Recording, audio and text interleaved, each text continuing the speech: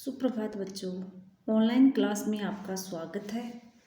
मैं Neeta Chaudhary Fortune International school से। तो बच्चों, हमने हिंदी का 13 चैप्टर पढ़ा था, एक दिन का, जो एक कविता थी। आज हम उस चैप्टर के प्रश्नोत्तर करेंगे, जिसमें पहला प्रश्न है, नीचे दी गई कविता की पंक्तियों को सामान्य वाक्य में बदलिए। जैसे उदाहरण दिया गया है, एक दिन का आँख में मेरी पड़ा, तो इसको सामान्य वाक्य में कैसे बदला गया है? मेरी आँख में एक दिन का पड़ा। मूठ देने लोग कपड़े की लगे, लोग कपड़े की मूठ देने लगे। ऐसे ही हमें सामान्य वाक्य में ये जो दिए गए हैं 4 वाक्य, ये बदल रहे हैं। जिसमें क है, एक दिन जब था मुंडेरे पर खड़ा, खैमी है लाल होकर आँख भी दुखने लगी, गैमी है ऐंठ बेचारी दबे पाँव भगी, घ है जब किसी ढब से निकल तिनका गया। इन चारों वाक्यों को हमें सामान्य वाक्य में बदलना है।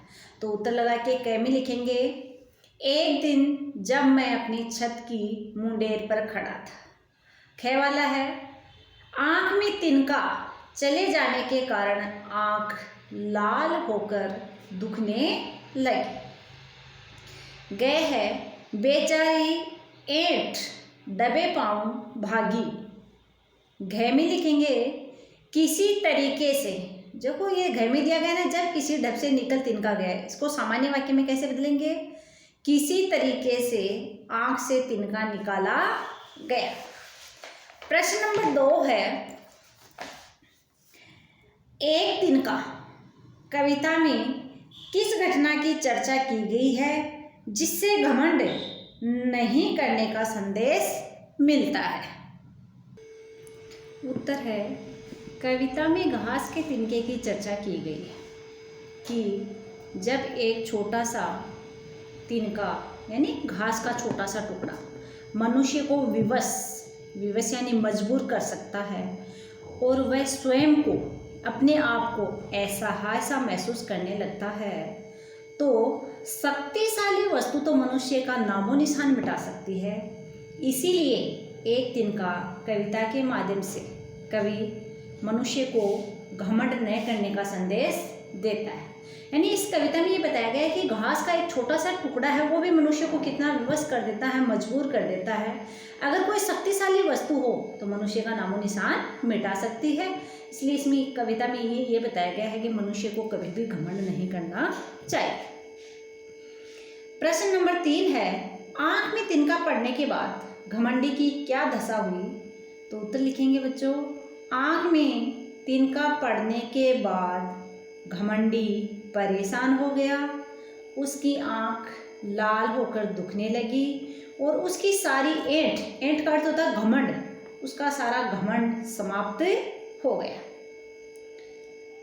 प्रश्न नंबर 4 है, घमंडी की आँख से तिनका निकालने के लिए उसके आसपास लोगों ने क्या किया? तो उत्तर लिखेंगे, घमंडी की आँख से तिनका निकालने के लिए उसके आसपास लोगों ने कपड़े की मूठ बनाकर, यानी कपड़े के कोर से, किनारे से मूठ बनाकर उसकी आँख पर लगाकर तिनका निकालने का प्रयास किया। प्रश्न नंबर 5 है, एक दिन का कविता में घमंडी को उसकी समझ ने चेतावनी दी है इन पंक्तियों के माध्यम से। ऐंठता तू किस लिए इतना रहा, एक तिनका है बहुत तेरे लिए। इसी प्रकार की चेतावनी कबीर ने भी दी है। किस दोहे के माध्यम से?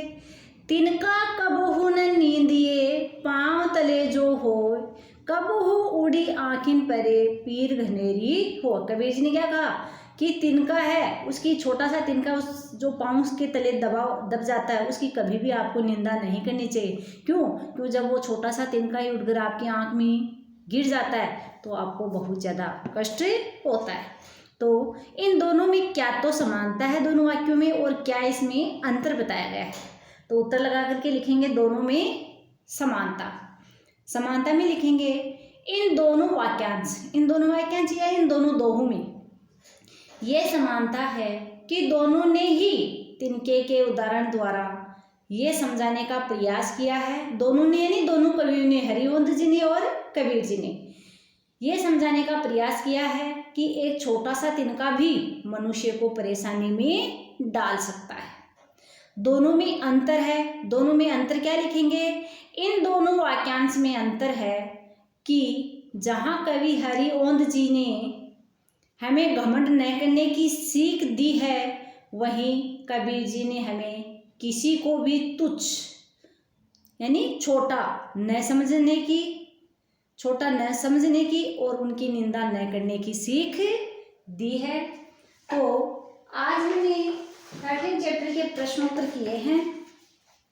आपको ये प्रश्नोत्तर अपनी फेयर नोटबुक में करने हैं और साथ साथ में बच्चों इनको याद भी करना है। आपके 13 चैप्टर के प्रश्नोत्तर कंप्लीट हो गए हैं। धन्यवाद।